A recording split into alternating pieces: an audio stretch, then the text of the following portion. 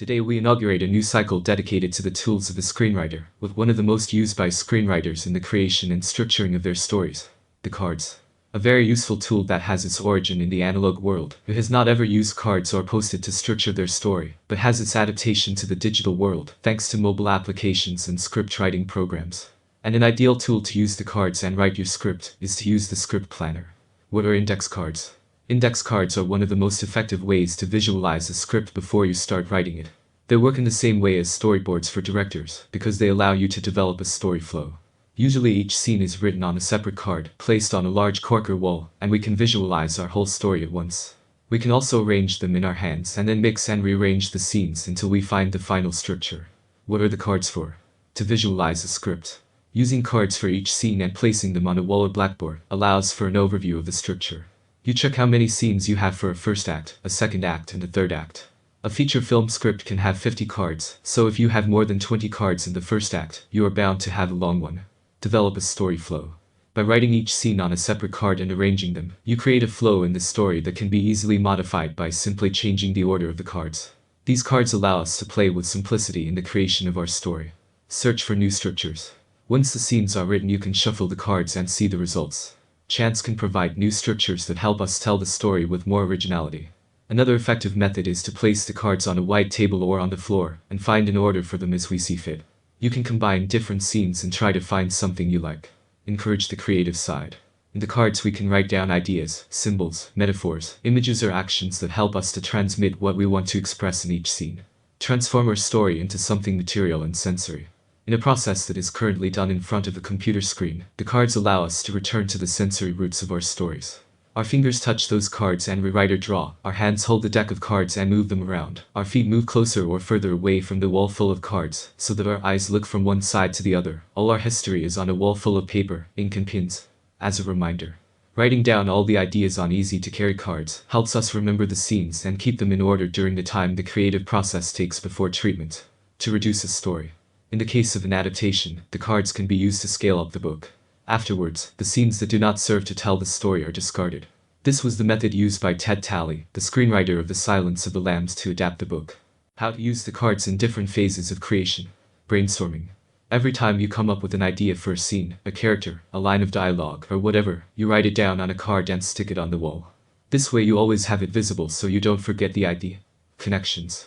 These cards with ideas or characters can then be connected to each other visually. The goal is to make a visual map of interconnected cards like the ones they make in the movies of cops or journalists, when they put the clues and connect the ends. I'm sure Homeland fans remember Carrie in front of that giant board full of interconnected evidence. Scenes. This is where the cards really come in handy. You have to write down all the pulses of history and scenes you can think of, one for each card. If you are writing a movie script, you divide the cards into 4 piles. Act 1, Act 2A, Act 2B, Act 3. If it is a series, you divide it into the number of blocks your chapter has. Then you place the cards in the pile that you think might fit and order the scenes, trying to build a linear flow. You'll see that some scenes don't fit in your pile, so we can move them to another one. Some scenes will be useless, so we leave them aside. There will also be gaps from one scene to another, so we just take a card and write on it. You need a bridge scene here, put it in its place, and move on. Later we'll look for the necessary idea for that scene.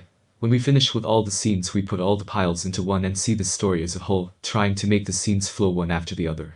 When we have completed the process, we put all the scenes back in order on a wall or blackboard. From then on we have to reread everything and add notes that complete the story. When we are satisfied with the structure created on the wall, we move on to the playlist and the treatment of the story, developing the potential of each scene. Tips for using cards.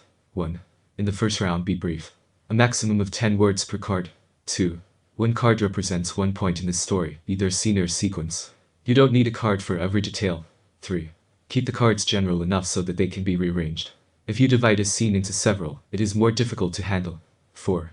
You can use a different font or color to mark the characters in each scene. It helps you to see when one is added and when it is removed. 5. You can mark or underline the essential element of the scene in a different color. This way we will always remember what the scene is about. 6. Consider using cards of a second color for action sequences, or even handle different colors for different plots. It helps to show the rhythm. 7. Keep the log line of your story and the motivations and goals of your characters close by, so you don't get lost in the process of structuring. 8. Do not use the back of the card. When you go to the treatment, you may have some left over. 9. Sometimes placing the cards on a horizontal surface, a table, works better than on a vertical one, a blackboard. 10. If you do not find cards, you can use post-it notes. They are available in multiple colors. 11. While you are building the structure, do not number the cards. This way you will be able to move them around easily. The numbers should not appear before you write the treatment. 12. Most of the movies can be summarized in less than 50 cards. 13. The cards are cheap. Don't hesitate to throw out the ones that don't work and write down as many as you need. 14. Write large. Ideally, you should be able to read the cards from a distance. That concludes today's video, where we have seen how to use the cards to structure our story.